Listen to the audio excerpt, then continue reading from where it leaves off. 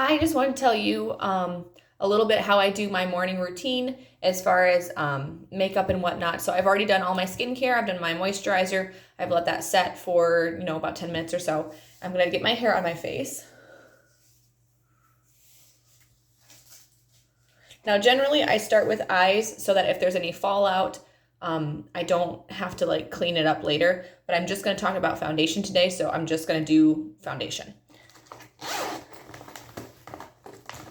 So I have my matte 3D foundation, and my color is Ivory N140. And I'm going to be using my liquid foundation brush.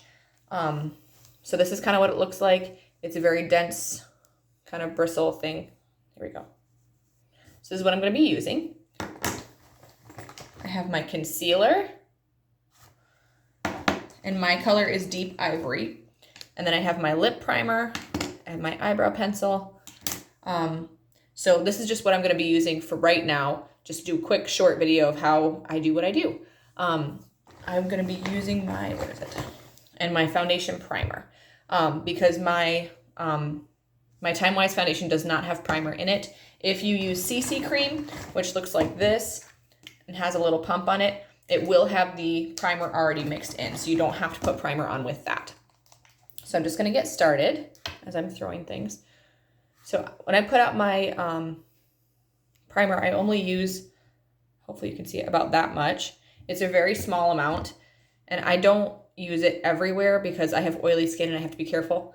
But I kind of just warm it up between my fingers, and then I pat where I need it. So I have really large pores here on my nose and here. So this helps to fill in fine lines and wrinkles. So I'm just being real careful. And I do a little bit on my forehead too, because I'm getting to that age. And I just kind of do this. And while that is setting in, I'm going to do my lip primer,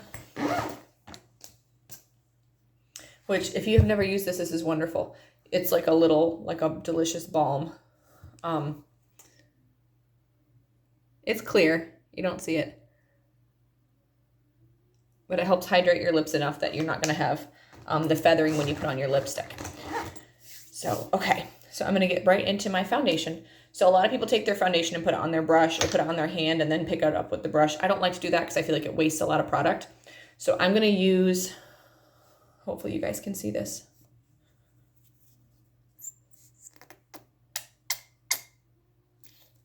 About this much. So it's not a ton. And I'm going to dot it all over my face. And then, good grief, I'm having trouble with lids. And then I'm going to kind of blend that in. So if you look at it and you're like, oh my gosh, that is way too light for me, or way too yellow, or way too whatever, give it like a minute because it will start to oxidize and change color on your skin. So right now I know it looks a little on the like yellow side for me, but that will kind of settle in and change to be pretty close to my actual skin tone. And don't forget to blend to your neck. So I'm going to take my brush here and I'm going to kind of hold it here. I'm not going to choke up really far on it. I'm going to kind of go back here. I'm going to kind of, sorry, I'm looking at my mirror, and I'm going to kind of pat it in. I'm not going to swipe so much because whenever you just move it, that just moves color around. So this is what I'm doing. And then I'm going to lightly blend. So the reason I like this brush too is because it has this kind of tip part, and I can get in corners like here. Hopefully you can see that. And that way I can just blend, blend, blend. And if you can see, I don't know how well you can see it, but like this has already started changing color to kind of, because it, as oxygen hits it, it will change, which is normal and accounted for. And I'm going to kind of pat this under my eyes very gently. And my eyes are not sensitive, so I can be kind of rough with them, which you're not supposed to because wrinkles. But yes, so I'm just going to kind of blend this in. And this is really nice because then you can build your coverage. So I typically prefer like a full coverage, but I'm doing just like a medium coverage right now.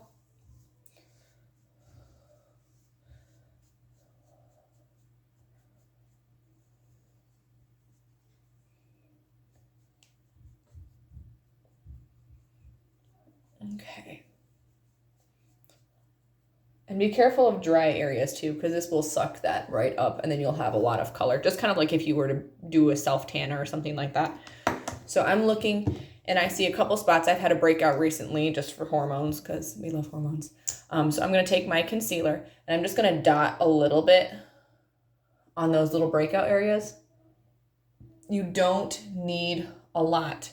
And please don't put concealer under your eyes, especially if you're over 30, like me, because it's going to end up looking like it's going to magnify all of your wrinkle stuff. Like it's, especially if you're going over with a powder, it's not a good idea. Now, I will tell you, if you do like this and this, that's okay.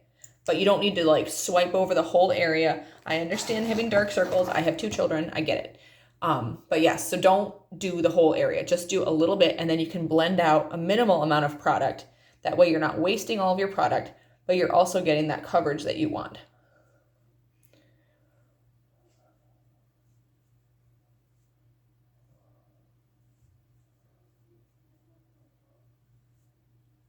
There we go. Okay. So I've just taken and blended that out. So now I'm going to blend these in. And I'm mostly just patting. I'm not really like making a circle. I'm just kind of.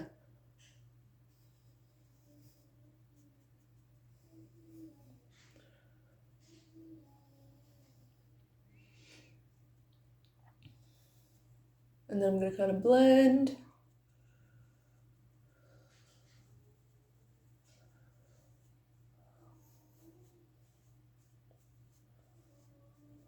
Oh, I forgot about that one. All right, so this is what medium coverage kind of looks like. And I'm gonna move the phone because this lighting is not super great. But this is kind of what medium coverage looks like. It's not super heavy. It's not, doesn't feel cakey, anything like that. But that's kind of how you balance your concealer and your foundation. And I will do another video about eyebrows and eye makeup and stuff like that too. So, all right.